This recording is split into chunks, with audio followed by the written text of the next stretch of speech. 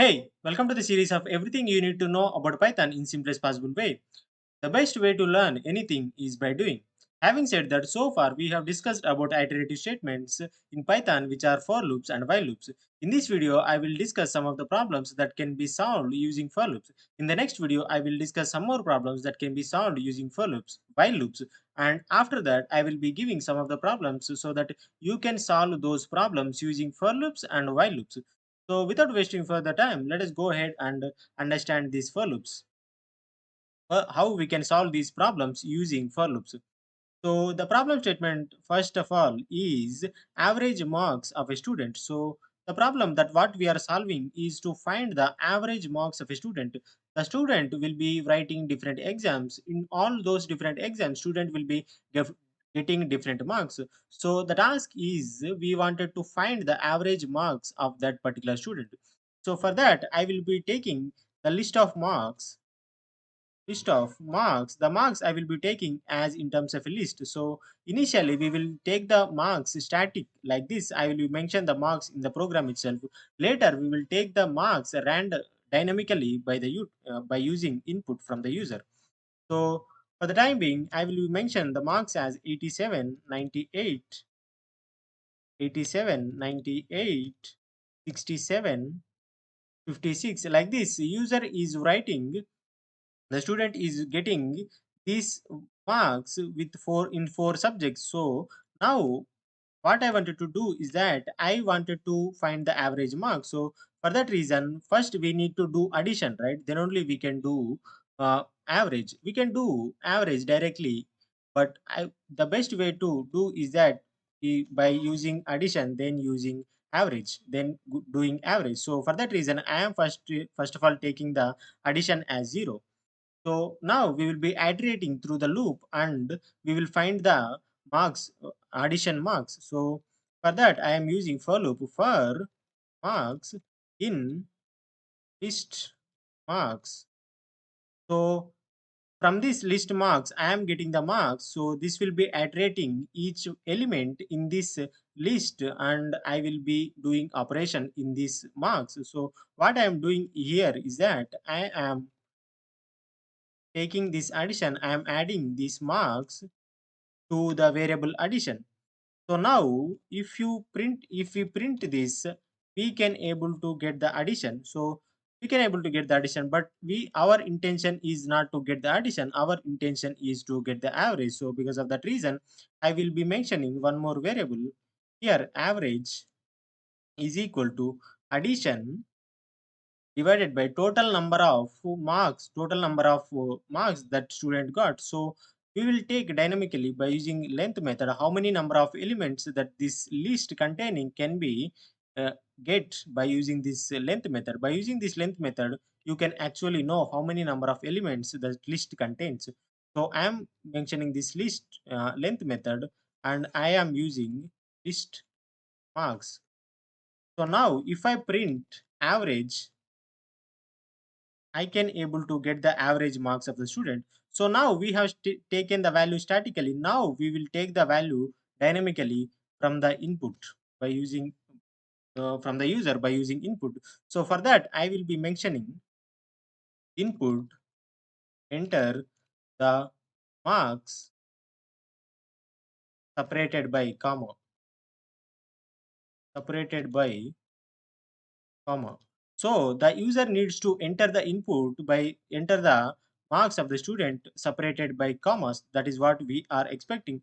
So we cannot directly take the values by using simple input. So by default, the input takes the value as in terms of string. So we wanted to divide the marks based on the comma. So for that reason, I am mentioning the split method here.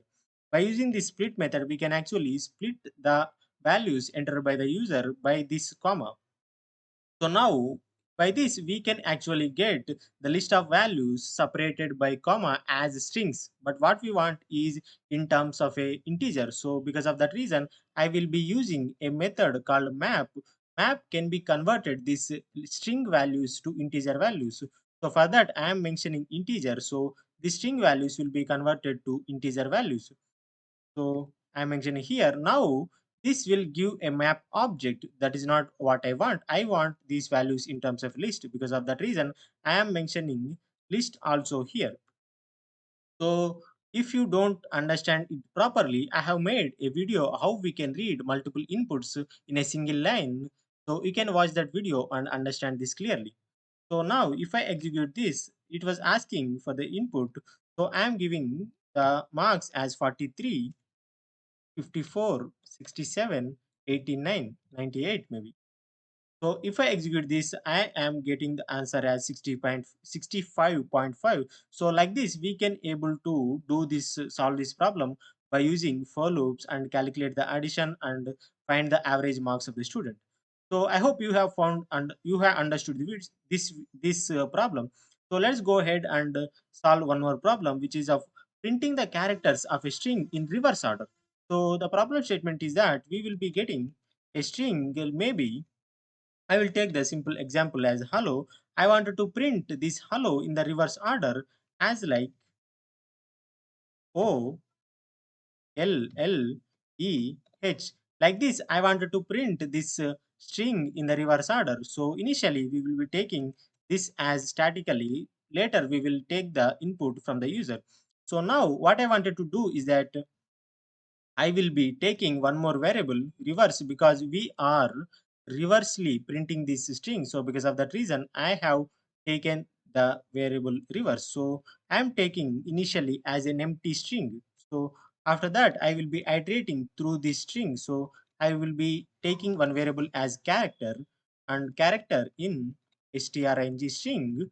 So what I wanted to do is that I wanted to iterate each and every character of this string. So that is what I am doing using this for loop.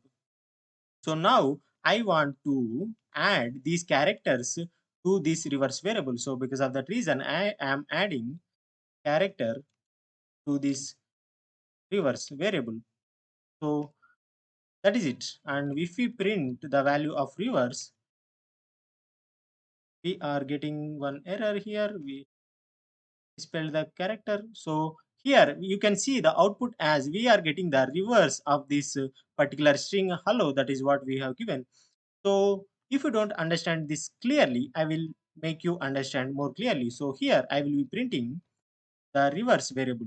So here, if you carefully observe here, what I am doing is that here initially it was having initially it was having empty string. Then at the first iteration, I am adding a character which is of h, that is getting from this string, and I am adding that to empty string, which is of initially this reverse having empty string. So at the first iteration, I am getting the value as h. So as and when I am getting the value h, it will be stored. The reverse will be stored the value h. In the next iteration, I will be taking the value of e. So what happened is that here initially reverse value containing the value e, character e. Then for that character, I am adding one more character e, that is getting from this string, and I am adding that to h. In the next iteration, I am getting the value the result as e and h. Like this, I will be iterating each and every character from this string. I am reversely adding that to this reverse variable. So that is what I am doing here. At last, I can able to get the reverse string for this string. So we can actually take this as a dynamically input from the user. So I'm asking enter the string to reverse. So if we ask like this, if we execute this, I can give any variable, any string welcome to my channel. So if I give this, it was giving this whole result because I am printing the value in the loop. So if we remove that and give something like this, welcome to my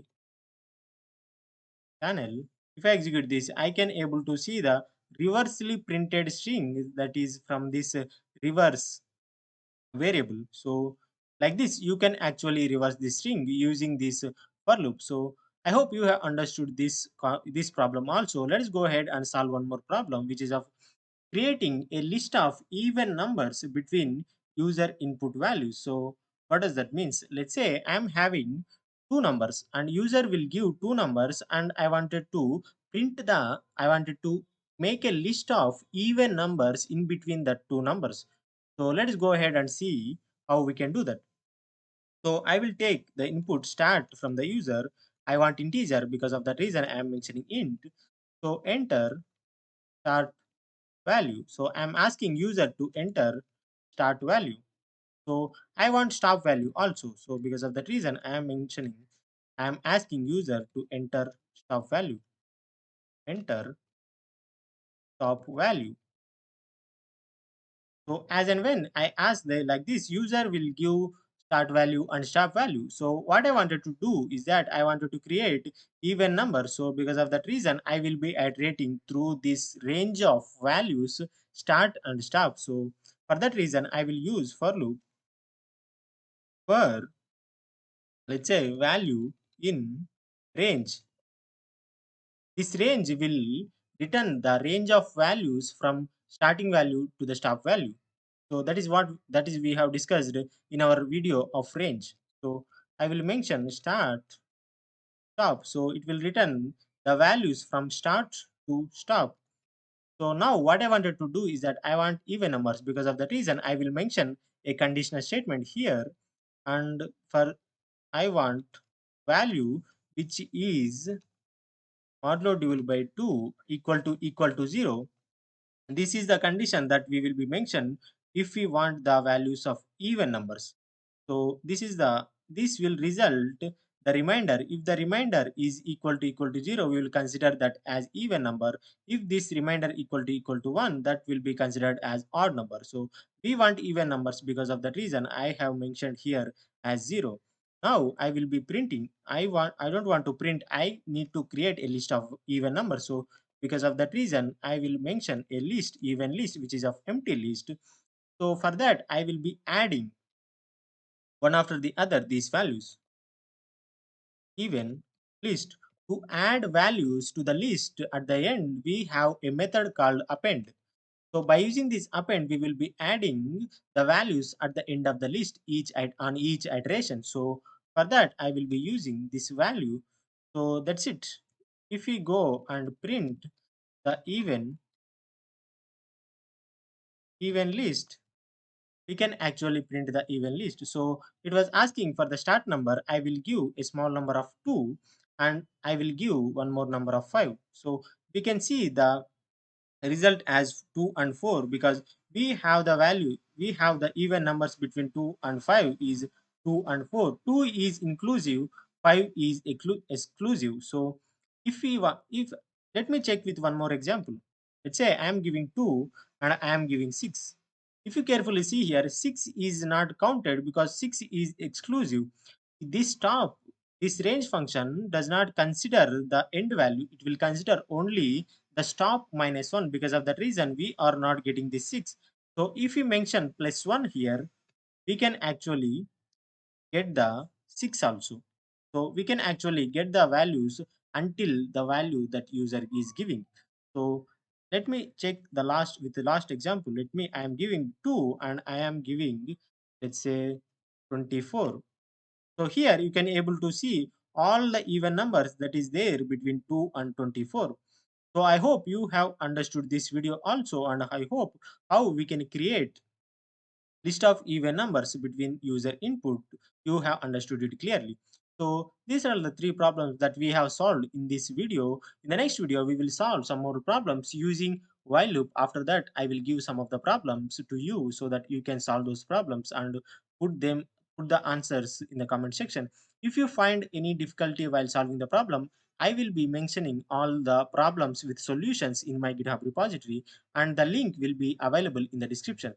And I hope you have found this video interesting. If that is true, hit the like button and subscribe for more this kind of videos. Thank you for watching this video. See you in the next one.